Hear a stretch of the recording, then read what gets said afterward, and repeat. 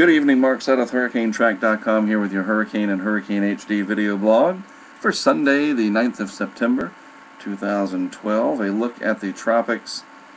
Things are very busy, as you'd expect them to be, for the peak of the hurricane season in and around the 9th and 10th of September. This is what we would expect to happen, so this is not very unusual at all. What is unusual is the high latitude that these systems are strengthening in. We really haven't had anything in the deep tropics to speak of. Ernesto just a little bit down here, but everything has been strong out of the deep tropics, a kind of unusual pattern. Here's 91L, which we will be watching. We'll also watch this little curly-Q looking tropical wave coming off the west coast of Africa.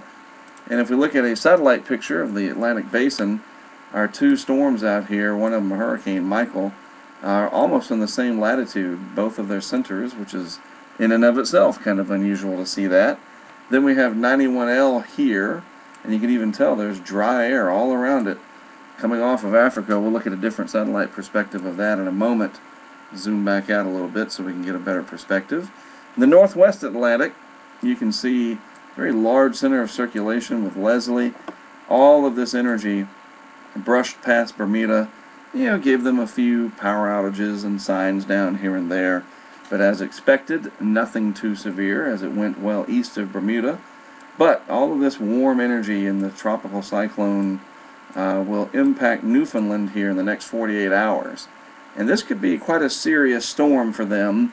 Water temperatures colder up here, of course, as you get out of the tropics and the subtropics.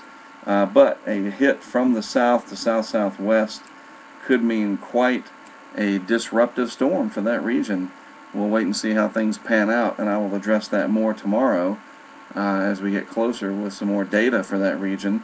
Then here's Michael holding its own, cranking up the, what do we call it, the ACE index, the Accumulated Cyclone Energy Index. That means basically that you got lots of named storms, but do they really count? And you measure that by their accumulated cyclone energy. And Michael hanging around as a hurricane longer and longer, not affecting land, helps to make those numbers higher, but you don't have any impacts to land, so it's kind of a win-win situation. You get that heat out of the tropics, but you don't bother coastal dwellers.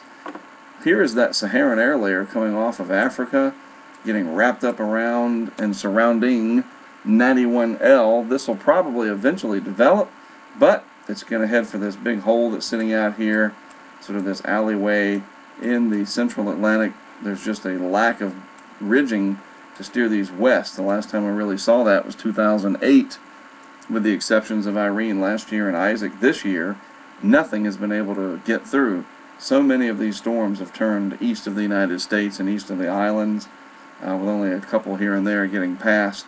And that all has to do with that lack of strong Bermuda Azores high sitting out over the Atlantic. And instead it's been sort of a negative NAO pattern, or North Atlantic Oscillation, meaning that the pressure fields have been lower, and so these storms just form and they head north. Great for people who live along the coast, that's for sure. Checking out the Euro over the next several days. This is valid tomorrow morning. There's Leslie, going to move up 60 degrees of longitude and then fade east of there, heading right into Newfoundland. You see Michael.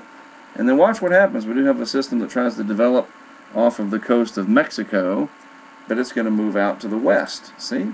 Generally speaking, there's 48 hours, 72, and you can see what happens. Leslie just goes right through Atlantic Canada here and then up the east side of Greenland as 91L tries to develop, and it, by 96 hours, moves on along, and it's going to curve and head out to sea. This system here, trapped underneath a big old high in the eastern Pacific, that'll send it away from Mexico.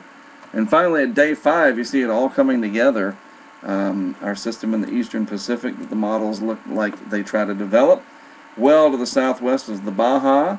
Any Atlantic development is, more than 1,000 miles away from any land areas, and that's the pattern. It's a very favorable pattern to keep these systems from bothering land masses. So good news there for sure. Well, there's a look at the tropics here for Sunday night. I'll be back in the morning with another look at things, and especially the impacts of Leslie on Newfoundland. You're going to want to tune in and check that out. Again, I'm Mark Setheth. HurricaneTrack.com is my website.